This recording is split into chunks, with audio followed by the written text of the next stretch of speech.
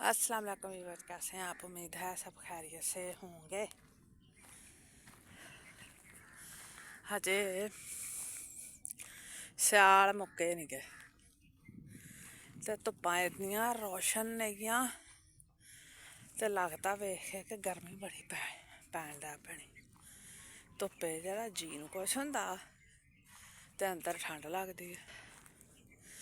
बाकी अल्लाह ताला करे कि रोज़े ठंडे ठंडे लंघ जान, रोज़ेदारा वास्ते आसानी हो जाएगी। रोज़े ठंडे लंघ जाएंगे तो ईदों बाद फिर जिन्नी गर्मी पैनी पै जे ओह् ते पैनी पैनी है। बाकी कहते हर मौसम इंजॉय करना चाहिए। हर मौसम दियां अपनियां खूबियां ने, जिथे एक दो खामियां ने उत्थे खूबियां भी तो है ने। ते ऐरकां साढ़े ओह् सामने बूटे नूं अंब नहीं लगने ते ऐरकां असी अचार पिछले साल का ही पा के रख लिया।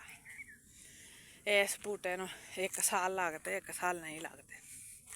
जिस साल लगते फिर उस साल बहुत अंब हो जाता। उदों ही फिर असी अगले सीजन जोगा भी अचार पा लीदा ते मरब्बा बना के मर्तबान भर के रख लीदे। अल्लाह दी मर्जी, साड़ी सारी जिन्नी जमीन सारी इक्को ही बूटा वा अंब दा जेह्ड़ा एड्डा वड्डा जेह्ड़ा फल दिंदा। बाकी ते आ जिन्हां दे उत्ते पराली पाई है ना, ये छोटे छोटे अंब ने कि इन्हां हजे कुछ नहीं लगदा। ते अज्ज दी गल साडी एह् सी कि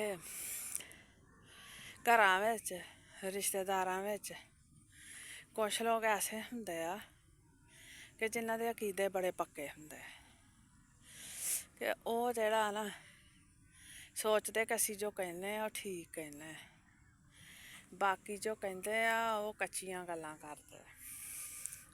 साडा तजर्बा बहुता, लोकी इदां कहते लोकी आ करदे। उन्हां ने दरअसल घरां बिच अग्ग लाउणी हुंदी है। ओह् कोई भी रिश्ता हो सकदा ते जरूरी तो नहीं कि कोई एक ही होवे।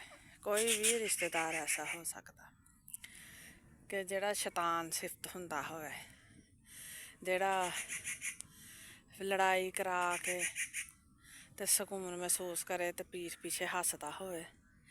इहो जे रिश्तें तो बचो ते अपने घर दियां गल्लां कदी किसे नूं ना दस्सो, किसे दे लागे भी ना करो। उन्हां ने अपने करिंदे भी छड्डे हुंदे आ इधरों उधरों इतलाह लैण लई, सूहां लैण लई।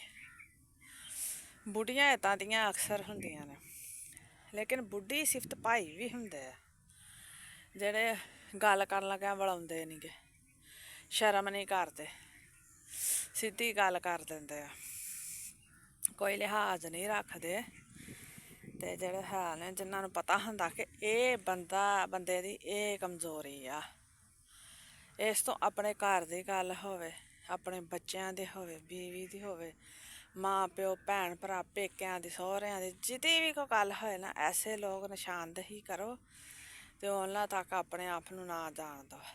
जदों तुसी उन्हां तक गल्ल पहुँचाउंदे जे ओह् फिर बाहर तमाशा बनाउंदे आ, घर तमाशा बनाउंदे आ, तुहाडी औलाद नूं नशर करदे आ, तुहानूं नशर करदे आ ते साडा ते कम्म मुक्क जाना होर 4 साल ने, पर साडी औलाद ने जमाने च नक्क देने जोग्गा नहीं रैह्ना। उन्हां ने किद्दां अग्गें सरवाइव करना सानूं सोचना पैना।